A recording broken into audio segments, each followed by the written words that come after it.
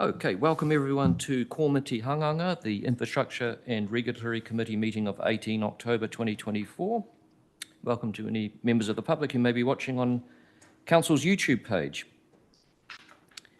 Right, we've done emergency procedures. I'll invite you to join with me in karakia timatanga.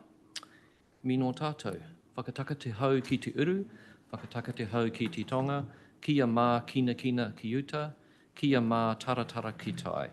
He aki ana te atakura, he tio, he hoka, he hauhu, ti hei mauri ora. Just a break from usual procedures.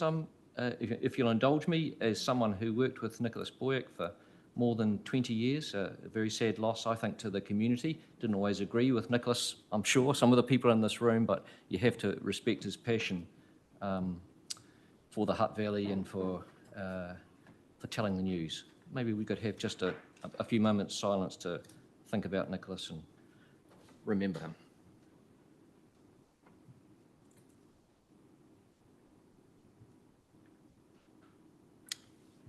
Thank you. Let's move to apologies. I have received apologies from Councillor Brown and Councillor Tupou, and Councillor Dyer has advised he needs to depart early. Sorry, there's another apology as well. Councillor Barrett can't make it. So I'll move that those three apologies and apology for early departure at 4 be accepted. Can I have a seconder, please? Councillor Stellinger, thank you. All those in favour, please say aye. Against, declare that carried. Thanks. Public comment. We have two people who wish to make public comment. First up is Helen Swales from Jackson Street Program, speaking to item 6, the sale and supply of alcohol, and item 9, proposed temporary road closure, Petone Rotary Club Fair. Welcome, Helen. You know the drill. After all this time, 3 minutes and leave time for questions. Thanks.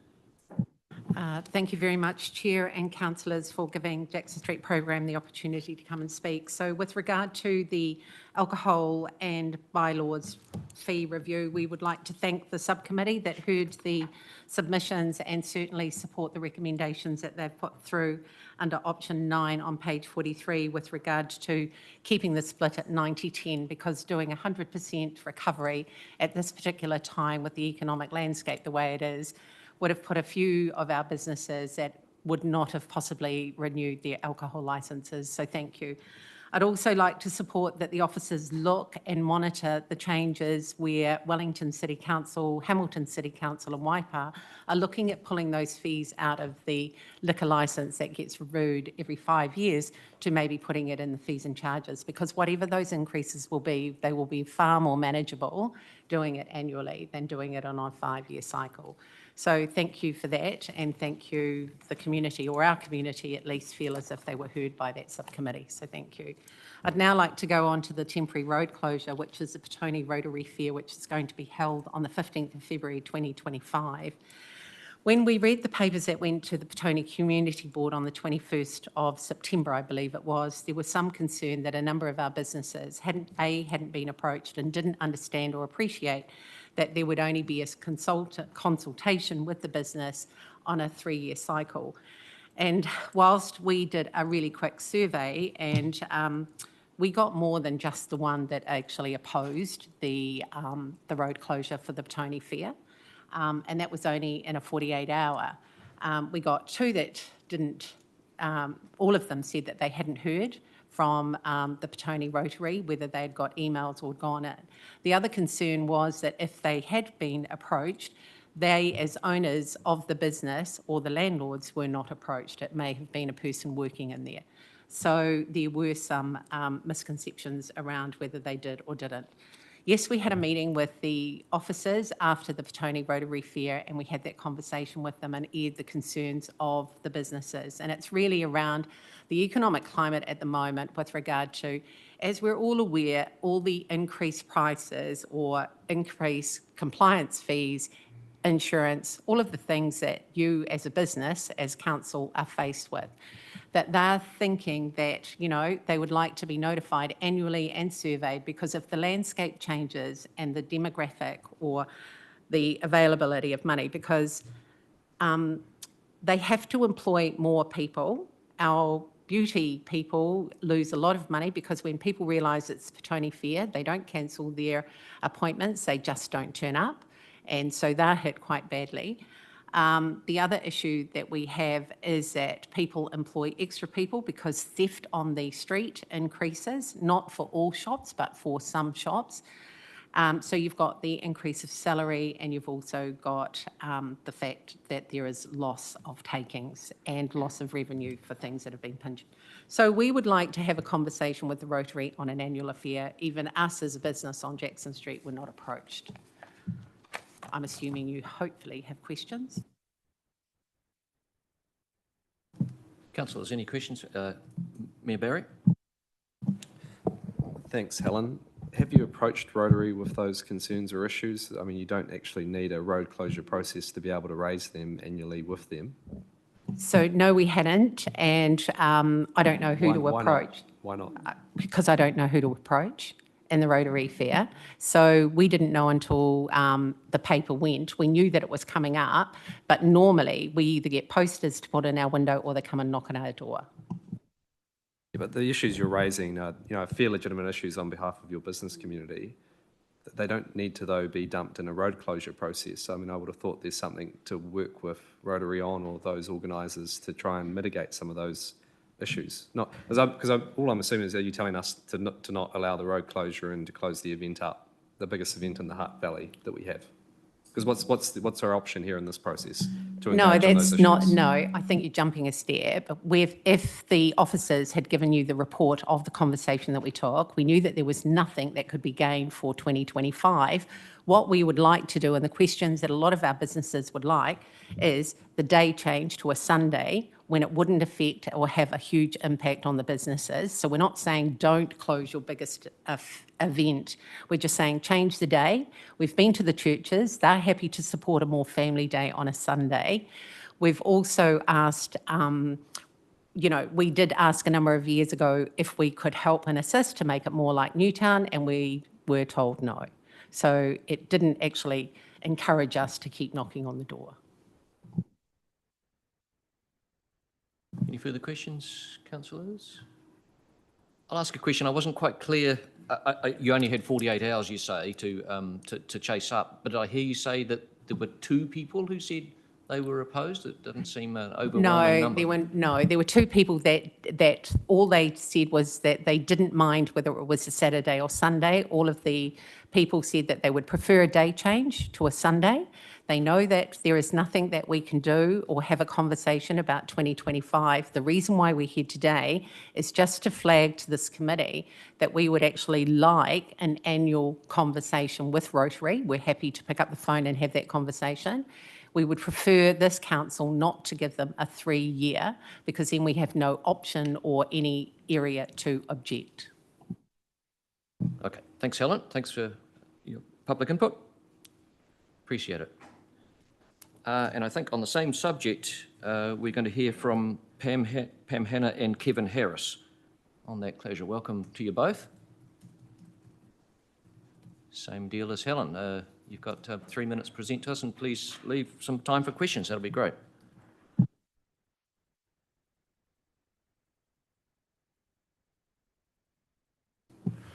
Thank you. Kia ora koutou. Ko Kevin Harris tōku ingoa. I'm the current president of Petone Rotary. Thank you for the opportunity to be here today. And I have Pam Hanna here, who's part of our committee as well.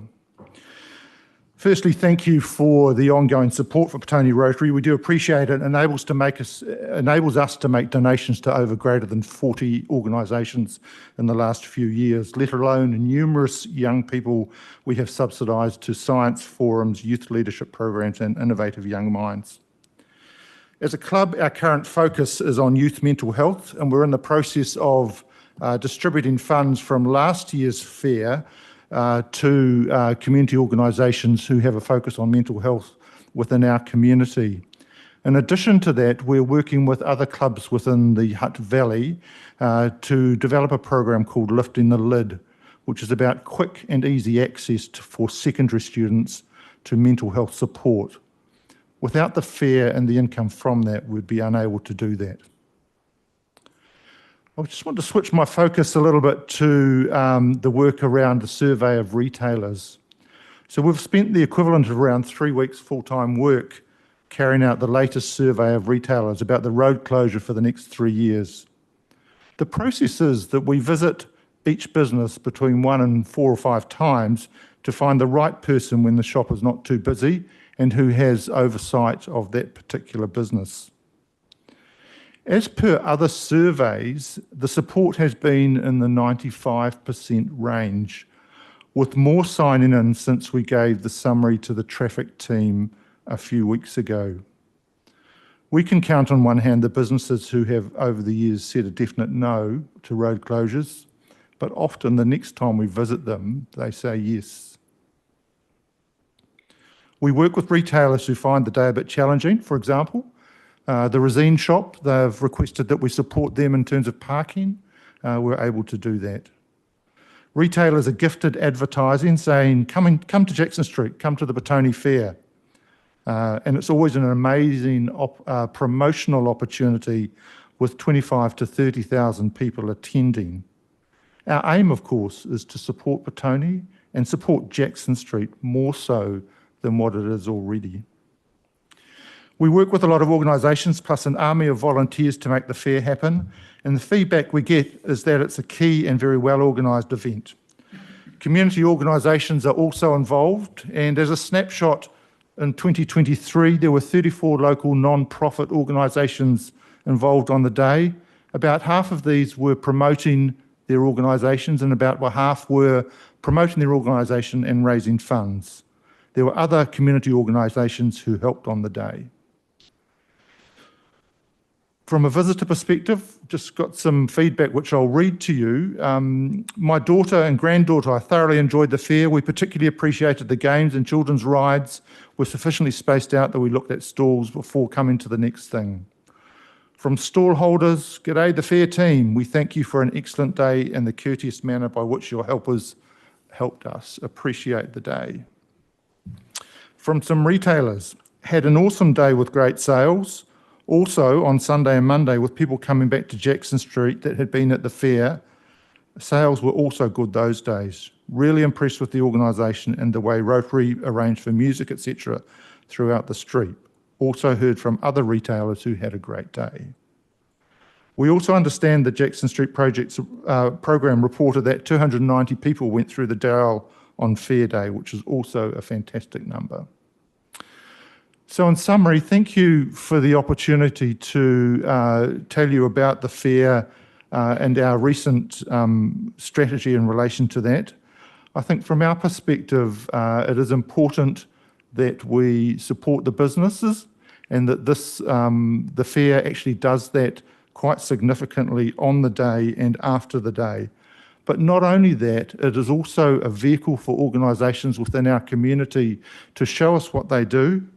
It has the ability for us to raise funds and contribute to other community organisations, and it also raises a huge sense of community within Petone and the wider Lower Hutt. Nō reira, kia tautau katoa. Thanks, Kevin. Pam, did you want to add any comments? Just that these are the survey forms we use. Each business is given, like we've got 173 signatures now, and they are all given the information that is in your papers that has at the top of the page how it is a 3-year road closure and some information. And it's key people, or they ring the key person, and we do a lot of work to actually undertake the surveys. It was traffic person here at the Hutt that suggested we do it 3 yearly because annually it is a big job. Thank you. Thank you. Councillors, any questions for either Kevin or Pam? Mayor Barry. Thanks, guys. You did hear the comments just before from Jackson Street program. Is there an avenue for them to raise these types of issues annually with Rotary if they are fairly being advocated to on behalf of their businesses that they represent?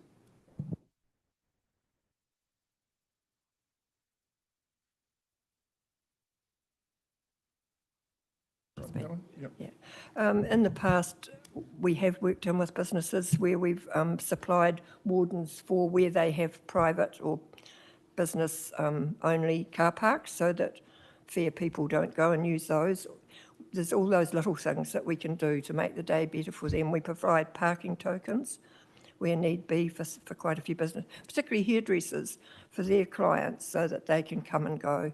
So over the time, and we go and we leave information for new businesses too when we go to do the survey, and we're about to start our cycle of emails to all businesses from now till February, and we go back at least 2 more times with posters and then finally with a flyer, just to make sure, because sometimes there can be perhaps a bit of a language barrier or just there may be changes still too.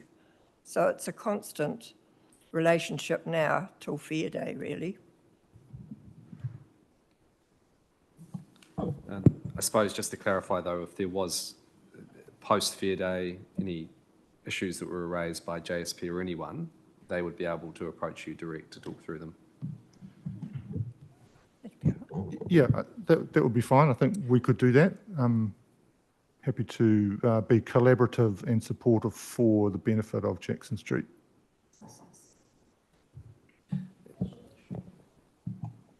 Sorry, I just had one other. Sorry, Councillor Edwards. One other question was, who does all this work in regards to the surveys and the fair generally? Ended up doing most of the work for the surveys this time. My main helper had one of those terrible flus, and somebody else did a few, but I was the main person this year. In the past, we've had 3. But So all volunteers? oh, yes, the hours, everything's all volunteers.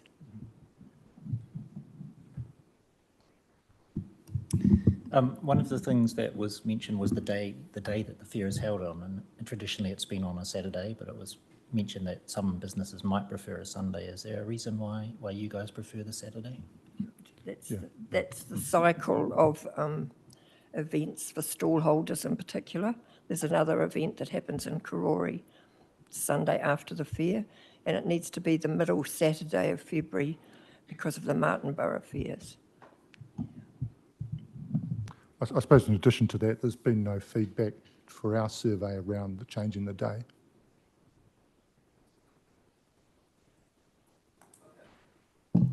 Thank you both very much, and thank you for all the work you do on what is a great event for the Hutt. Thank you. Okay, that's the end of anyone who wants to make public comment, I think. Yep. So now we're moving to conflict of interest declarations. Does any member have a conflict of interest they wish to declare? Okay, right, we're moving to item 5. Deputy Mayor.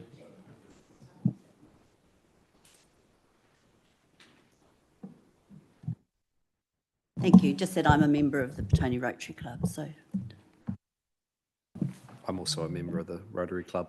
Don't think that stops us from participating though. Yep. All right, item 5 is to do with a Kiwi Rail partial land acquisition in Nainai. I would welcome Peter Coles, Substations Project Manager, Michael Haggerty, Property Advisor, and Damien Phillipson, Program Manager from Kiwi Rail. Welcome to you all. And our Head of Transport, Paul Hewitt, is going to speak to this item. Kia ora, thank you, Chair. Council was approached by Kiwi Rail, who were seeking to purchase a parcel of road reserve of about 325 square metres on Cambridge Terrace in Nainai for the purposes of constructing a new substation as part of their Metro upgrade program.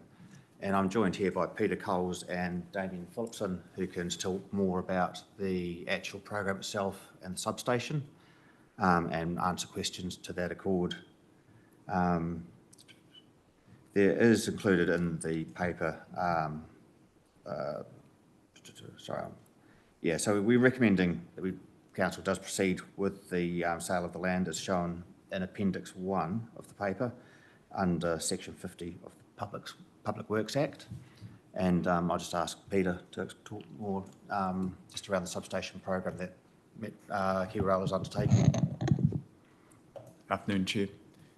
So the Nainai substation is part of a wider substation project within the Wellington Metro upgrade program. It's to do with resilience and capacity.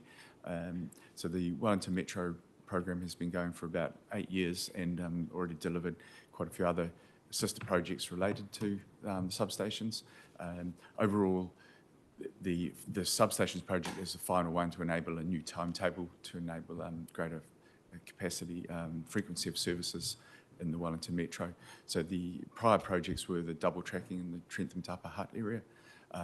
Plymoughton has recently had a significant upgrade there to enable an inner tier turnback of services as well. And we're currently delivering a project then at the Wellington station in terms of re-signalling, which enables computer-based interlocking for services coming in and out of Wellington Station. So as I say, the substations is the final project within that tranche of work. We have 5 locations we need to build new substations at. We've got in the main trunk line, one at Tawa and another one up at Paikokariki. Then within the Hutt Valley, there's the one at Nainai, and an existing site at Pamare will be demolished and rebuilt, and another new one at Trentham. And then there are also upgrades throughout the rest of the network in terms of the substations that exist that need to have their internals replaced as well. So the Nainai area, we have looked extensively for options for other parcels of land. But basically, the railway corridor is too narrow for the substation, so hence we've come into Hutt City to discuss this option for the acquisition at the north end of the Nainai station off Cambridge Terrace. Yeah. Thank you, Peter. And we've got plenty of information in front of us on this, but is it Michael or Damien, did you want to add anything to what Peter said? Thank you, Chair. No, I think Peter's covered it pretty well. Thank you. Okay, councillors, we've got questions for any of these, for these gentlemen? Councillor Mitchell. Yeah, I just have one question. It's noted in here that neighbours were consulted and that some questions were received. We can't see what those are. I'm the local councillor. This is in my neighbourhood, and one of the things that was raised by me was by a community member was in this particular piece of land along the rail corridor, there's at least a couple of dozen, I think. I don't know if they've been planted there by neighbours or self-seeded Nico palms in that area, and someone asked me whether it was possible that those could be relocated safely to another site before the area is cleared or offset in some way. But I don't know, was that raised with you in your consultation? Thanks, Councillor Mitchell. No, sorry, I haven't heard it specifically about it, but it's definitely something we can look at. And I guess overall, what came back from the community, I guess, is mainly the one person directly opposite concerned about looking out whether, I'm not sure which window of their house it is, but that becomes their outlook. So I guess we, from here, if successful in entering into the design phase, we'll then also enter into community consultation and understand how we can actually make the substation as aesthetically pleasing as possible. So yeah, we'll see what ideas come from the community for that. But in terms of the, I guess there would be some replanting that we could look at, but also if there are some, I mean, I think Nicals could be relocated. Anything larger probably gets a bit challenging, but not a vegetation expert myself, so yeah. And Peter, there's also a resource consent process that this building would have to go through? It's covered under the Resource Management Act, but in acquiring the land, I believe, becomes under the Kirau rail designation. So we then go through an outline plan of works process rather than a resource consent. So it is still an application to the council, yes. And my only other question was, with the other substations or substations generally like this, are they, I mean, this is right across the road from a couple of residences and we read that there's going to be no impacts, but is that an unusual site to have it relatively close to residences, or, you know, there's other substations that are quite close to houses? Yes, there are other substations around the network that are close to houses, yeah. And I guess as part of the design process, if there's any questions that are asked around basically whether it's electromagnetic frequency, noise, all those reports can be produced and shared, but the building is capable of being designed in a way to mitigate those effects, as well as those effects are actually minimal. Yeah. Thank you. Further questions? Right. Oh, Deputy Mayor Lewis? Yes, I did want to know about the noise. Is there any noise generation from the substations? And it is across quite a busy road, so I'm hoping there wouldn't be much, but do they generally radiate much noise? So the short answer is no, they don't generate a lot of noise, and these buildings have been designed in a way that the main internal piece that produces a lot of heat is actually convection cooled, so there isn't any forced ventilation as part of it. So usually it would be the fan that would probably produce some sort of noise rather than a transformer hum or something like that. Yeah. All right, your recommendations are on page 10, and I'm happy to move them, that we receive and note the information and that we approve the sale of the 325 square metre parcel of Council Road Reserve to Kiwi Rail, and we note that the transfer of land will take place under Public Works Act. Do I have a seconder? Councillor Mitchell. Anyone wish to make comment? Move those recommendations. All those in favour say aye. Against? Declare that carried. Thank you. Thank you very much, gentlemen. Thank you very much. Thank you. Cheers. Okay, page 19, the hearing subcommittee recommendations for the local alcohol policy. And invite Angela Gordon, Senior Policy Advisor, to highlight to us anything that arises from the report.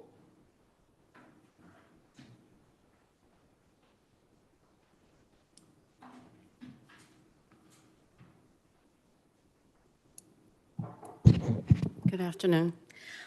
I don't really have anything to add to the report. I mean, what I have placed in front of you is a report that outlines the subcommittee recommendations for the draft LAP, providing a clearer map of the CBD, actually all the capped areas, and adding a discretionary condition on a buy now, pay later purchase schemes.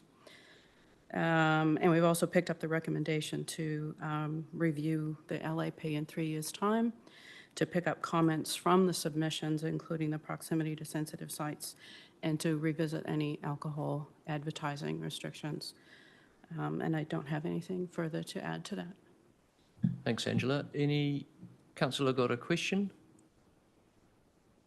Oh, you've got to get off very lightly. Yeah, although it's a good report. Explains pretty clearly where the hearings subcommittee got to. So I won't read them all out. There's a series of recommendations 1 through 6 on page 19, and I'm happy to move them. Looking maybe to one of the subcommittee members to second. Councillor Dyer. Anyone wish to make comment? Councillor Mitchell.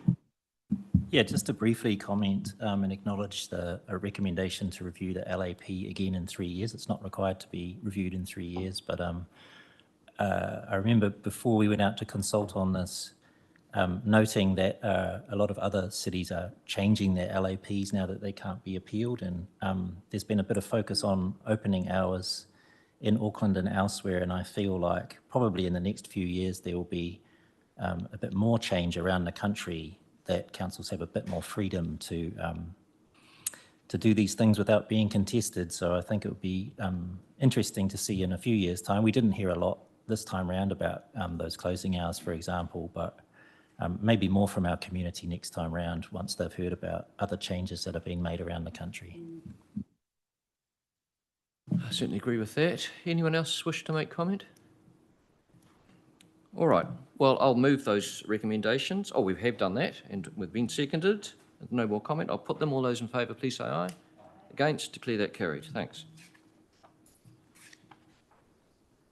Sticking with alcohol, page 41 of the agenda, hearing subcommittee recommendations for alcohol fees bylaw review.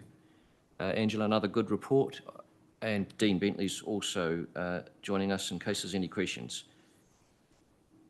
Anything either of you wish to highlight to us? Pretty much the same. I don't have anything new to add. The report simply outlines the recommendations for a 90-10 cost recovery split, the risk matrix table for more transparency on the fee structure, which currently sits on our website, has been brought into the bylaw. During the next few years prior to the next review, officers will monitor the progress of Wellington City Council and a couple of others that have changed their approach to a yearly review of alcohol fees. And we've noted that officers have been recommended to closely monitor the calculation of fees to ensure the actual workload and costs are appropriate. And nothing else to add. Councillors, any questions? Councillor Mitchell.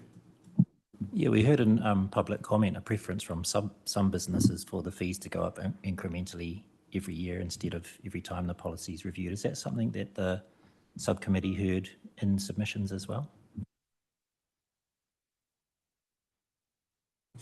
We were, what the staggered approach was, I thought was for the 100% cost recovery. I don't believe that we had put forward a staggered approach to 90% because we were nearly at 90% already. Sorry, I'm referring directly to the annual review of fees instead of it being every time the policies, like Wellington's doing. Yeah, thank you. Yeah, exactly. We are following what Wellington, Hamilton and Waipara are doing.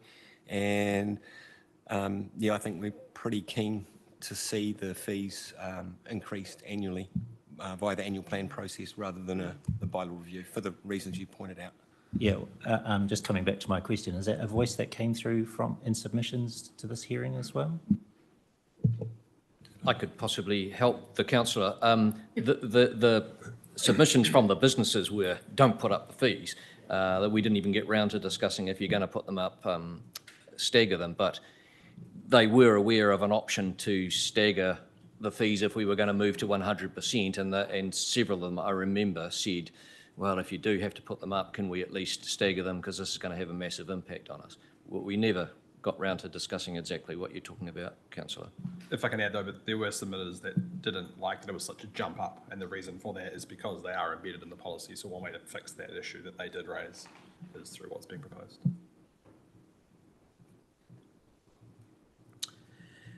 All right. Again, the series of recommendations 1 through 4. I won't read them out. They're in the papers. I'm happy to move. Seconder? Deputy Mayor Lewis, thank you. Anyone want to make comment?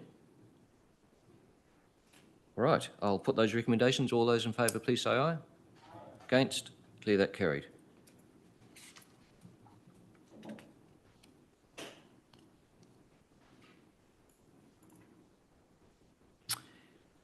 Dean is staying with us while we discuss the sale and supply of alcohol fees regulations.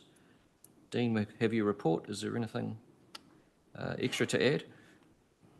No, thank you, Mr. Chair. Nothing further to add. This is a requirement by legislation to do this exercise and post a table of the revenue versus expenses on our website. So it's simply for your information and seeking approval to post that on the website. Thank you, Dean. Any questions for Dean? No. I move those recommendations that the committee approves the publication of table of income versus expenditure on council's website, showing those the licensing income and fees payable, and the subsequent clauses there. Have a seconder, please. Councillor Stellinger, any comment?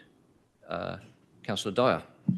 Yeah, this is the last one of the trifecta of alcohol policies that we were signing off at the time. So I just wanted to commend officers for the way or the way you've gone about consulting on 3 quite separate pieces of process. I know at the very start of this process there was some worries about lumping them all together and consulting it, but I think we've done a really good job of taking on board the feedback, even when it came in through a different door for a different policy. Having sat across all 3 of them, there's been so much overlap in the papers. It's been really great. So thank you. It's well said, Councillor, and I would add that on all 3 issues, I think we've achieved a sort of a balancing approach between what businesses selling alcohol want and what Alcohol Watch and other health-minded people who point out the relevant fact that there are alcohol causes problems with some of the people in our community. But I think on all 3 fronts we've achieved a balance, in my view. So that recommendation has been moved and seconded. I'll put all those in favour, please say aye. Against, declare it carried. Thank you, Dean. 3 Waters update. Invite Bruce to the table, looking very relaxed, I hope, after his time away.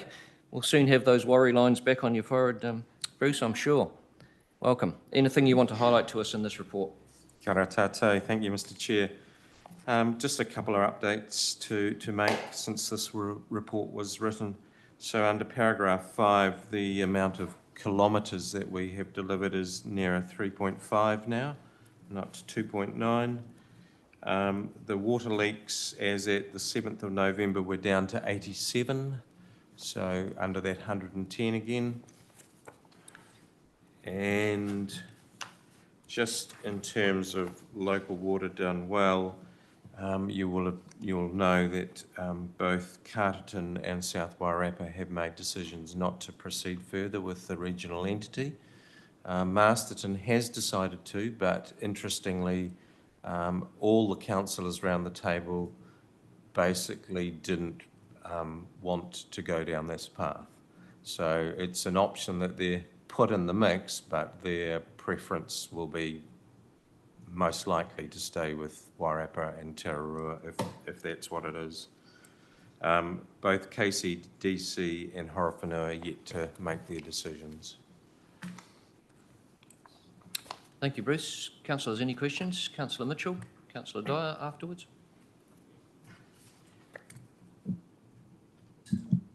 Thanks, Bruce. I just had one question, and it was about the water metering. And paragraph 16 indicates that a pilot program is likely to be in Hutt City.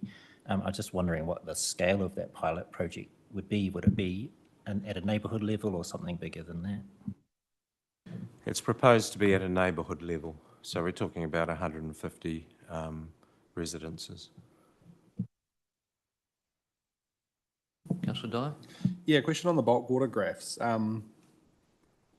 Definitely around the region, Hutt's doing more with renewals, more with leaks, investing more money into waters, but our share of our total share keeps going up. And I'm kind of wondering if you anecdotally know why.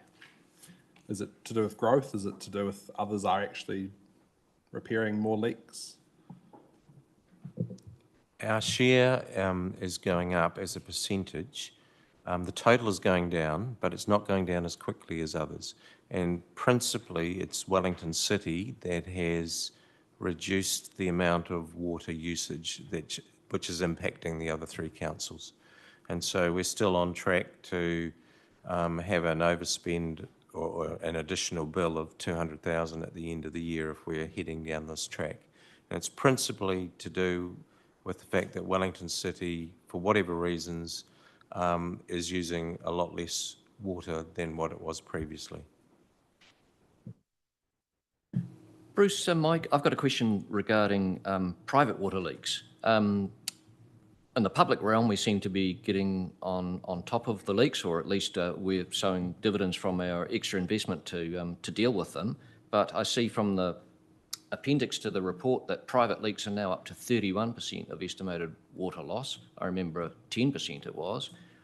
What is the process for dealing with private leaks? What are there penalties if people just let them flow? And yeah, what are we doing about that? Sure. Wellington Water has a program to address that. So when it is identified that there is a leak on a private property, that is communicated to the property owner. If it is a leak that is considerable, over a certain threshold, then they go through a process whereby over a period of 2 or 3 months, 3 separate letters are sent requiring the owner to undertake the works to deal with that. In most instances, we do get the right response, and people are responsible and accordingly get their plumber in and fix the leak. Where that doesn't happen, and that happens occasionally, we can't cut the water off. We don't usually send somebody into a private property to address water leaks. So what we do is we put a water restrictor on that user, and basically it restricts their water use down to a very low pressure, which usually then encourages the owner to do something about it. So basically the water trickles out. You can't cut off supply. And the report tells us that there was one high-volume private leak on a commercial property, and I don't know where that property is and don't need to know, is when when there's a big leak like that, especially on a commercial property, is there, because we pay bulk water charges, is there a penalty for failure over, weeks, months to deal with it levied? Well, the penalty is that the property owner has to pay for that water. And so they have a bill of over $100,000. Right. For that leak. There is a mechanism to apply to have that reduced, and we investigate, and in certain circumstances it is reduced, but my understanding of this one was pretty obvious leak.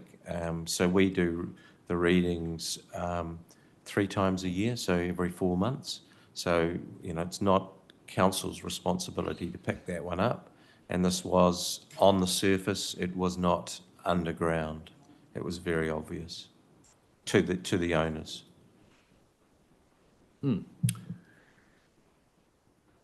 Okay. I'll move that the committee, Mayor Barry, comment or question? Bruce, I suppose it's anecdotal, but being reinforced by quite a few different contractors.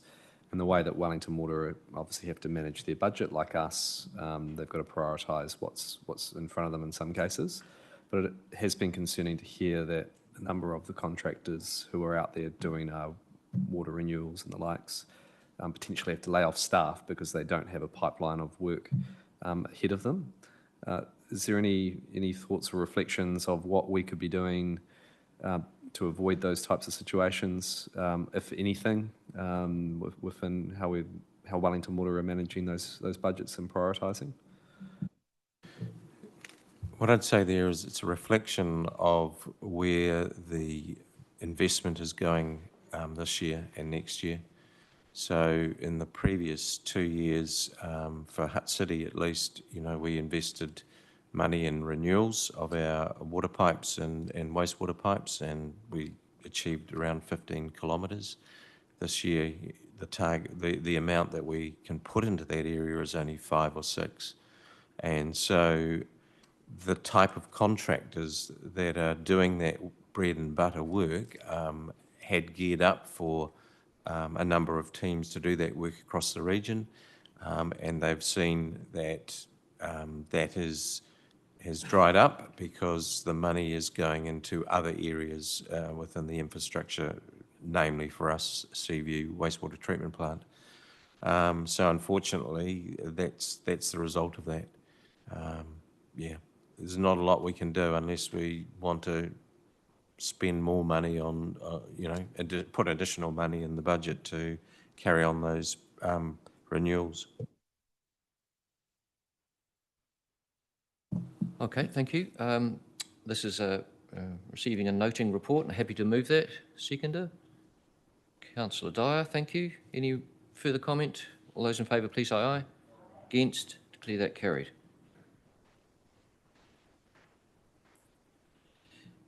Moving to the Regulatory Matters report.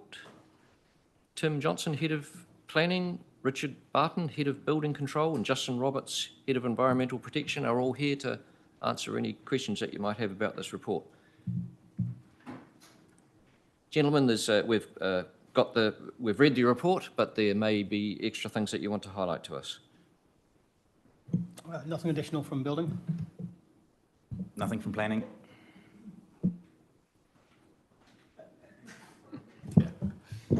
Nothing for environmental protection. Thank you. Right. Any questions? Councillor Mitchell. Yeah, I did have one. It's to do with the reference in paragraph 10 to the new dog bylaw in place at Bishop's Park. I was out in that area a few weeks ago with some school kids planting what's going to be a really great habitat for the penguins in that bird protection area.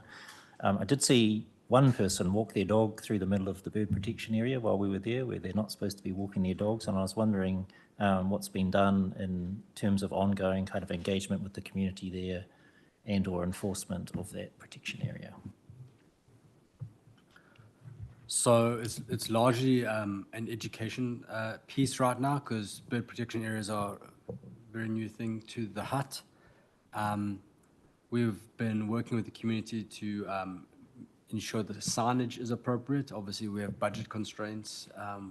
Ideally, you'd want to sign at every possible entryway and every possible turn to educate the community.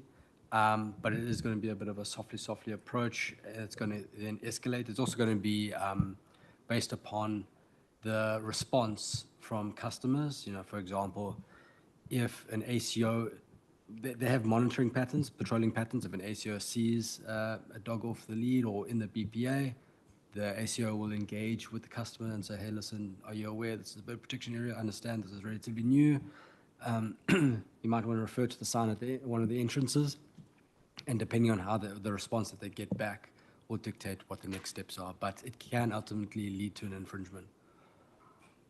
Thank you. If I could just offer an observation, because I did go and check out the signage. I wondered what they'd walk past to get into the middle of there, and they definitely walked past a sign saying that dogs were not permitted in that area. So in that sense, it's not an education campaign any longer. One thing I did note was that there was certainly a sign saying, don't walk your dog through this area, but no offer of information about where you should and could walk your dog. And this is right next to that new fence that's been built there, you know, an additional instruction, please walk your dogs inside the fence around Bishop Park would be useful, and perhaps noting where the actual dog exercise areas are now in that Eastbourne community. So yeah, certainly they had walked past the sign and should have known that they shouldn't be there, but I think there's always a bit of help we can offer to people to do the right thing as well, instead of just telling them what the wrong thing is. But thank you for your work out there. Councillor Stellinger. Thank you, Chair. Just wondering if the parking services team has any quantitative or anecdotal comments since the changes in parking rules were introduced in Petone. I must confess to not having been down there much myself of late, and I've heard kind of conflicting stories as to what's going on. But any feedback from the team? Obviously, it's a bit of a mixed bag there. You know, we did a 2-week campaign of education before we started issuing infringements. The guys were out there to offer assistance to people who didn't understand how to pay at the meter or how to download the app and you navigate the app. There obviously were complaints with regards to having to pay for parking, but we also got some anecdotal stories around people being able to find a park to get their haircut, which wasn't ordinarily the case. You might have to park quite far away and in a P30 or P60 and have to monitor your watch while getting your haircut and, you know, that sort of thing. And we've had feedback from people saying it's just nice to be able to just say, my car's there for 2 hours, I've paid for it, and it's going to be okay, sort of thing. So there's been some positive and some negative feedback. Thank you. Any further questions? Councillor Dyer. Yeah, question on the responsible dog ownership for the animal control. Great to hear that we're changing away from a physical inspection. Will that change the admin fee to get the RDO status in the future? No, it won't. And currently there's quite a time delay where you have to get the RDO status before the date. Now that it's just an online quiz, does that mean we won't have that weird period where you can't do one before the other and have to wait another 12 months? Like, will you now be able to do the quiz effectively on 31 July and pay your dog fees? I'll come back to you on that one. Yeah. And obviously we are going to be advertising this wider because I think this is great. With the comms team, there'll be a big push around the RDO status changes rather than just this in the report. We can do if that's something. Yeah, I definitely think we should. Like I've been saying, we should be following up a Hutt's lead for a while with this. So I think it's great that we're going away from having to send officers out to people's houses to inspect them. This is a much better approach. So I think we definitely need to publicise it. That's what we're doing. Yeah. Okay. Having said that, because I had some questions about responsible owners as well, I would have thought a major part of that responsible ownership aspect was a fully fenced property. So we're no longer inspecting. I think there'll be a lot of people interested about this, probably don't know about RDO status. There is a potential significant revenue drop for us here if lots of people go for this? From our point of view, a potential revenue drop is balanced out by the fact that we anticipate not having to have as much pressure on the service. So if there's a drop in revenue but less resources spent on targeted areas, I think there's going to be a net benefit in other areas where we could otherwise focus.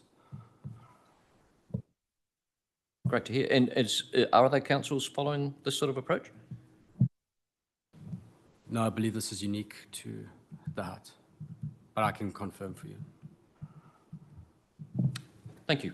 No further questions. I move that we receive and note this excellent report. Lots of good information in it. Seconder, please. Deputy Mayor Lewis. Comments? All those in favour, please say aye. Against, declare that carried. Proposed temporary road closures. Paul, we've read the report. Any extra information that we need to know before we make this decision?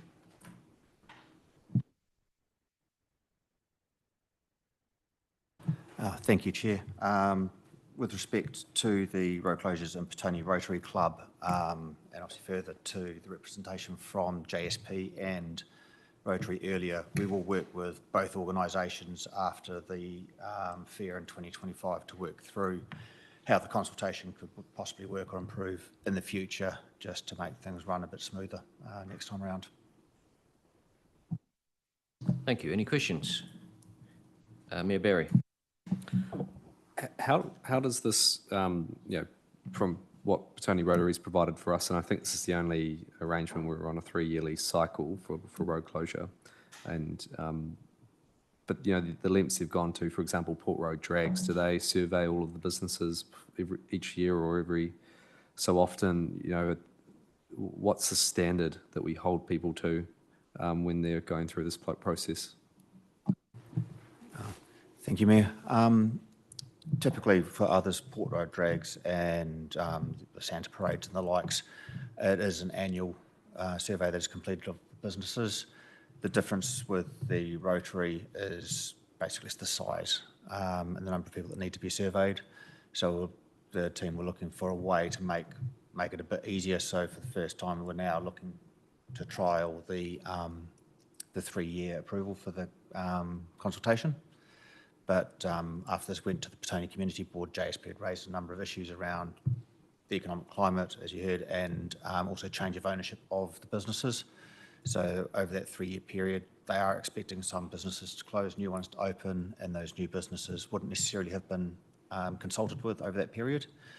That said, JSP have given their approval for the 2025 Rotary Fair to go ahead, but would like just to revisit how we could not necessarily go back to an annual process, but just make it a bit easier for Rotary and JSP and the businesses going forward. But to answer the question, yes, annual. Yeah, I mean, my view is that we either have to support the fair, we have the fair, or we don't. And I think it's been a positive that we've moved to the 3-yearly cycle, because it's actually avoided the same conversation that was happening every single year. There are differences of opinion, particularly when it comes to the Saturday and the Sunday, and I just don't believe we're going to have the solution for that.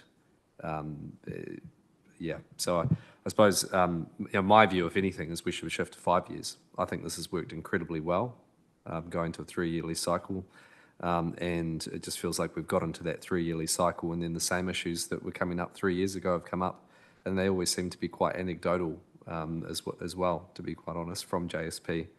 So if other committee members had a similar view, I'd be happy to shift it to a 5-yearly cycle, and I think actually what is here is good. What I think you're touching on, Paul, is anything we can do to help facilitate the conversations annually anyway. That's how things actually get resolved and how we move the ball forward, not through this process, in my view. So I'm not sure how other members feel about that. Sorry, so that's a little bit of a comment rather than a question. Do you agree? No, I won't.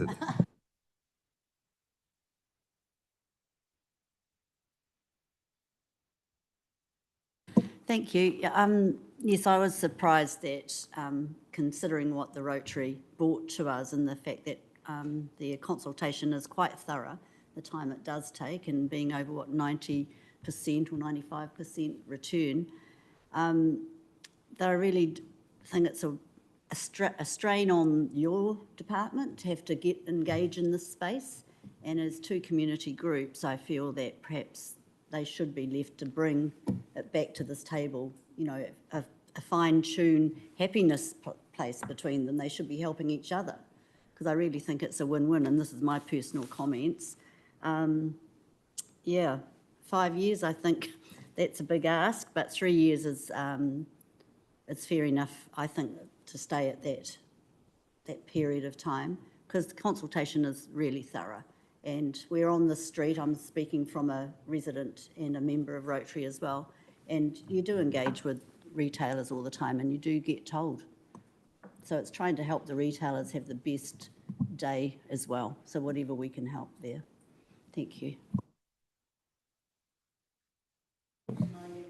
Is it a waste of time coming back to you guys every year? Is it a strain?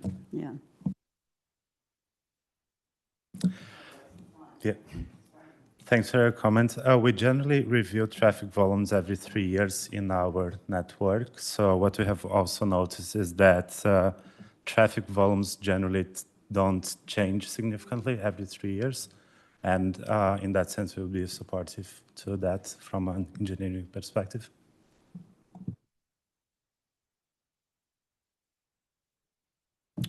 Councillor Mitchell.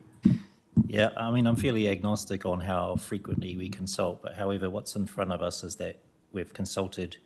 And paragraph 10 says, with the intention to establish a 3-year consent period covering 2025, 2026 and 2027. However, the recommendation in front of us today is only for 2025, so I was just curious what the process is for next year and the year after, given that we won't be consulting again. We'll still be discussing it in a council meeting and approving them year by year. I should be able to comment on. We initially, our intention was to have this proposal for the 3 years. However, based on the feedback received by JSP, they had some concerns with relation to the consultation methodology implemented by Rotary. So because of this, we then decided to proceed with this 2025 road closure for this year to avoid any delays for this year's event. Sure. So what's the plan for next year? Are we going to go and consult again next year? Because if we're not, I don't really understand why we aren't just approving it for the 3 years. The intention is not to go ahead and consult again. Rotary have done a lot of work. We do need JSP and Rotary to talk and resolve differences and perhaps discuss the day of year that would happen on, if that's one of the issues. And yeah. So there will be a paper that comes next year for another 1-year approval or maybe a 2-year approval, but no additional consultation. That's what we're intending, yes. Can I just ask, what's the point of that? What's the point? Are we saying that we're going to not consult and then potentially make Rotary go through the process and then the council of the day votes to not approve it? I mean, that's the only real option you've got. I mean, that's why I feel like we're not seeing the wood for the trees in this particular problem. Everyone should be working together, but the road closure has become the dumping ground for people's problems, and that is problematic, and it will always be problematic. Hence why I support actually rolling it out further, because I fully support the fair, absolutely support the fair, and we encourage them to work through their issues themselves. And if they want to come and make changes, obviously we'll help facilitate that. But I've just been around this table long enough to feel as if this becomes a problem, and I see the stress that it causes on volunteers, particularly for Rotary, and I don't feel comfortable with that, given that I know the amount of man hours that goes in behind the fair. Sorry, John, you look like you want to comment. Through you, Chair. Thanks, Mayor. So what I would suggest is that we seek your approval for 3 years, but we do a small updating paper next year to confirm the date, because it'll change every year as in the calendar. So as part of the director's report or what have you, but this is the 3-year decision now. But providing you the exact date for this year, and then brief report for noting, not for approval next year, given you've already approved for the next 3 years.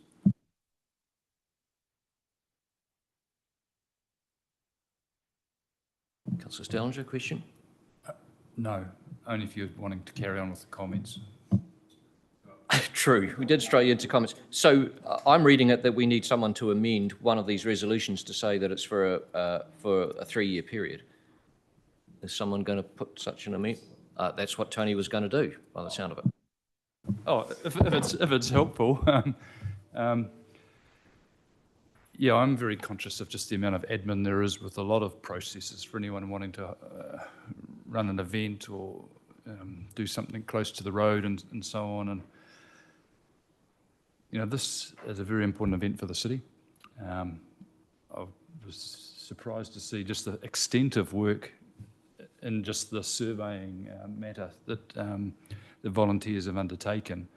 And I think we need to be as supportive as we can, while seeking to not undermine the businesses who are paying rates and set up shop in Jackson Street. You know, I've been around the table off and on in different roles for years. As Amir has said, and others, it's the same issues that are popping up the day of the week. Certainly not the first time we've heard that. I don't think we should be revisiting it regularly at this committee. It's not the right place, as again has been said. So I'm certainly supportive of not having a redebate in a year's time. I think 3 years is a good length. A little bit nervous about the 5, because you know a lot changes in over 5 years. So I'm not sure. I'd be happy to move an amendment, but I'm not sure exactly what it is.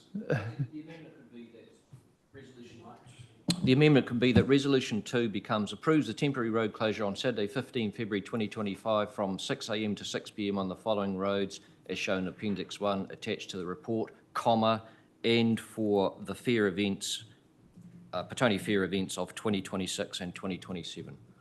Because we're not proposing different streets or anything like that. Does that work? I'll move that amendment. Do I have a seconder? Councillor Stellinger. I'll put the amendment. Oh, any discussion on the amendment? All those in favour, please say aye. Against, declare that carried. That now becomes part of the substantial motion.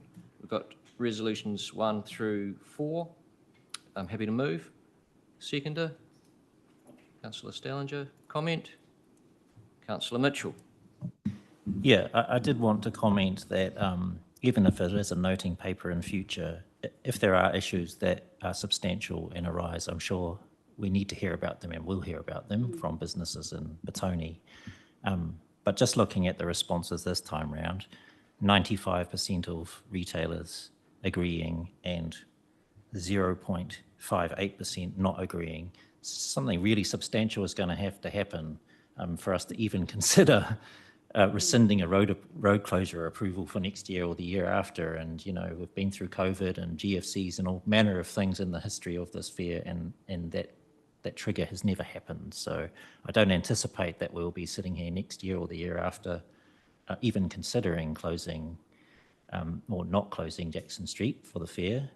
But certainly, yeah, through our offices, encourage those two parties to talk to each other. Surprised to hear that they don't know how to contact each other, but yeah, and maybe together they can come to an agreement about, as we heard in public comment, Rotary really helping businesses on the day, regardless of what day it is, and if they want to discuss which day it is, they can do that too, and we can always amend our decisions based on preferences in future. Deputy Mayor Lewis. Yeah, I just thank the committee for your wisdom in this and seeing the frustration that has come through, and also that I don't think it's the traffic committee's job to, you know, get in the middle and go through the survey stuff like days of the week and things like that. That is something that both organisations, and in fact both, not the organisations, but perhaps Rotary and the retailers need to sort out, because and then take it back through to JSP, because that's the body they work with, and they're working with the retailers, so they're the ones that are affected. So thank you for your support. Mayor Barry. Thanks.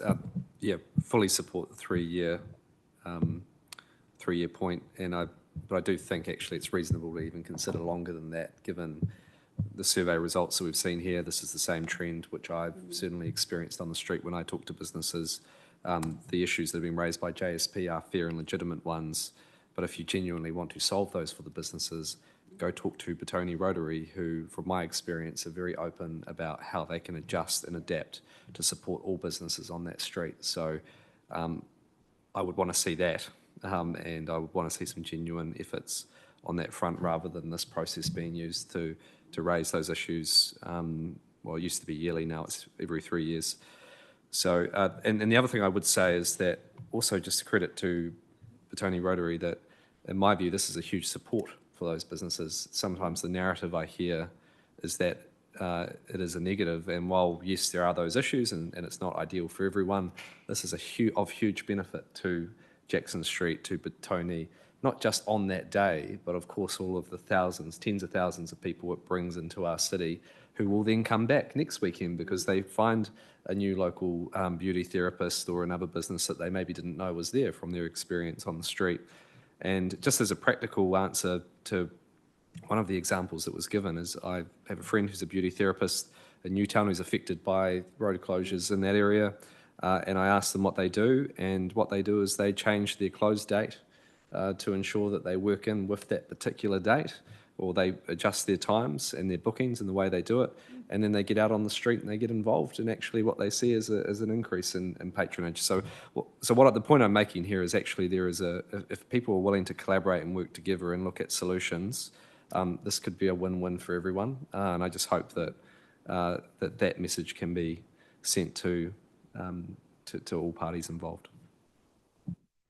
Thank you. And by setting a 3-year platform of certainty, maybe those sorts of discussions can happen and people can plan for them and knowing that it's here for at least the next 3 years. Maybe next time we come to it in 2027, it'll be for, I don't know, 5 years, 10 years. All right. We've batted that one around. The recommendations have been moved and seconded. I'll put those all in favour. Please say aye. Against? Declare that carried. Another road closure, this time to do with Juicy Fest. Paul, is there anything we need to know about this one? Only an update, Chair, to paragraph 4.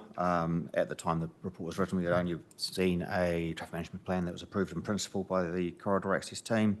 We now have an approved traffic management plan for the event. Thank you. Any questions from councillors? Councillor Mitchell? Yeah, my read of this is that it's pretty much a repeat of what we did last year for this year's Juicy Fest. Did we learn anything about the traffic in particular around last year's festival? Did we feel that arrangements went pretty well? We have not received any complaints regarding the last year's event. No further questions. I'll move those recommendations that are on page 92 to do with Juicy Fest. Seconder, please. Deputy Mayor Lewis, comment. All those in favour, please say aye. Against? Declare that carried. Stakes Valley Christmas Parade. Evandro or Paul, anything we need to know about this one? There's nothing further to add, Chair. Great. Is this another one we should be moving to a 3-year kind of cycle, especially if it saves Stakes Valley organisers having to, liaise on traffic management plans and so on?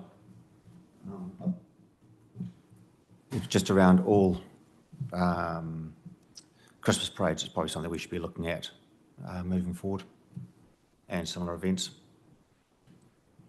To a 3-year cycle? To a 3-year cycle, yes. Yeah, could I, I'm happy to move. Maybe rather than doing it on the hoof, we could have something come back to the next committee of what those regular events are and looking to put them on a regular 3-yearly cycle so we can do them all in one go. So Port Road Drags would be another one which I'd be happy to support in that type of way. essentially. That's right. Let's save everyone some money and time for and bureaucracy. Councillor Stellinger. Yeah, just a quick comment on that. I would agree.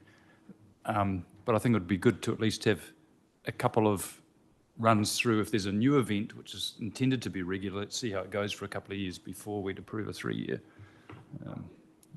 So I'm sure officers have noted that desire for next time we come to these kinds of road closures, but we have recommendations in front of us to do with 2024 Stokes Valley Parade. Happy to move. Seconder. Councillor Mitchell. Comment. All those in Deputy Mayor Lewis. Just a comment for this, for the residents of the, those streets that are affected. Does the council do anything extra in promotion or advertising? Or is it just the Hutt News? It's usually the Hutt News, and a week prior to the event, we also inform them with letter drops.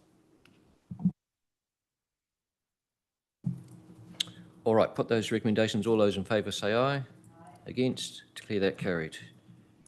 Do you want to do a consequential on that, or I took it that officers had noted our desire that next time these road closures, these events that we're well familiar with, come back to us for road closed decisions. It's for an extended period, and I think it would be quite helpful to maybe just have a paper on it, because I suppose it's quite a significant. I think it makes sense, but just to understand the pros and the cons. So whether a paper comes back in the next round, is that doable?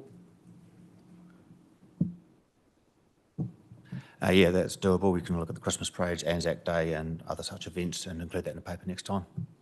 Yeah. Progress. Excellent. We are now with the Economy and Development Director's report. John, anything to add to your report? Thank you, Chair. So just noting a couple of, we'll take the report as read, but a couple of points I just want to call out. So we've given you the exhaustive list of sort of chip seal and renewal sites, which councillors have asked for before around getting visibility, particularly in the various wards and various areas. So you've got the big list there. I suppose that the key chip seal site is Knights Road, between Oxford Terrace and Hotana. So we'll be bringing a paper back to council on the 10th of December, just seeking to rescind a previous decision from last year. So we came to council last year talking about, because there's been quite a lot of talk and asking around the cycle trial for Knights Road, which was a lot longer than the 12 months that that it was intended for, and whether we take it out or not. But at the time, financially, it was about $60,000 to remove the cycle lane and put it back to its normal state. Now, the road is in such a state that it needs to be chip sealed this summer. We had thought it would be further down the track, but it's deteriorated. So we're at a point now where it really has to be done. So that'll be done in February. So the intent is then, as part of those works, just to reinstate to previous state at that time, which will just be, it's going to be chip sealed and painted anyway. So so that'll come to you. Sorry, it's not through this meeting, but it'll come in straight to council on the 10th of December. A couple other things. There's a slight delay in Cuba Street overbridge. We are getting on with the urgent maintenance work, but Kiwi Rail have now said that they're not going to close the lines down over Christmas. So those 2 or 3 weeks don't exist for us anymore. So we're looking at potentially night works if there's any weekend blocks or at the latest Easter. So we're just working with them on that. But the key thing is the urgent stuff's happening and it's getting fixed, and then the more remedial stuff will happen when that happens. The other key part in here is Eastern Hutt Road. So we did a business case on the whole corridor, and then the northern part in particular is the next stage of remedial. So you'll know where the concrete barriers are on the hillside, a couple of 100 metres north of Stokes Valley Roundabout, and then the riverside there. So given the government policy statements changed, as you're aware, we've just had to do an addendum to the business case to align with the new rules, and that's being considered by them very shortly. And then hopefully from there, we'll get the go-ahead to carry on. So we are looking at the site below the road, which is the worst site.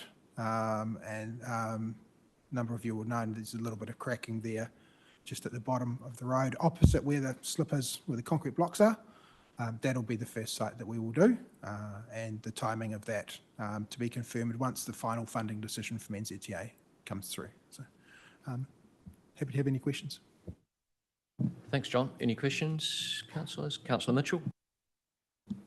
Thank you. Just a question about that Knights Road resealing, and happy to hear that it's happening and that temporary cycleway trial will be removed. But I was just curious if there's any work being done to improve the state of that road. Otherwise, the camber is one thing that people know, but also, I don't know if it's a new problem or if I've just been noticing it more recently, but turning into Knights Road down by Waterloo Station feels a bit like a roller coaster ride at the moment. So is it just a basic chip sealing, or will they be able to do some work to fix up any problems as they go? Thank you, Councillor. Through you, Chair. At the moment, the proposed work is just the chip sealing, but the team are aware that that junction out by Waterloo Station isn't ideal and are looking at the potential for, in the future, redesigning the layout of that intersection. Unrelated question, but there was a report on the street tree program, which I don't feel like we've seen it before, so thank you for providing that information. I was curious what the contract says about who takes responsibility for those trees, for the planting of those trees and replacement if necessary. There were a couple planted around Hillary Court in Nainai in October, which is kind of pretty late for planting trees, and in a condition where I'm guessing they're not going to survive this summer. One of them was replacing a tree that didn't survive last summer. So I'm just kind of curious with our contracts, who's responsible for the survival of those trees and replacing them if that's what's required. Through you, Chair, Councillor will get a written response to you from Collins Away, Chief Tree Officer, if you like, who looks after that contract. So we'll get the information for you. No further questions. Happy to move that the committee receives and notes this information. Seconder, Councillor Stellinger. Any further comment or any comment? All those in favour, please say aye. Against, declare that carried. Moving to the forward program. I move that the committee, do we have any questions or? No, I move that the committee receives and notes the forward program for 2025 attached as Appendix 1. Seconder. Councillor Stellinger. All those in favour, please say aye. Against, declare that carried. I have no questions. We're going to move into a public excluded section of the meeting. So I move that the public be excluded from the following parts of the proceedings of this meeting, namely the National Land Transport Program 2024-27 publication report back and implications, and the Infrastructure Acceleration Fund project update. Could I have a seconder? Councillor Mitchell. Can we perhaps take a 5-minute break as well? We can, and we've also lost quorum to pass this recommendation. Councillor Dyer's online, so we have got a quorum. And the recommendation has been moved and seconded. I'll put those. All those in favour say aye. Against, declare that carried just. And I declare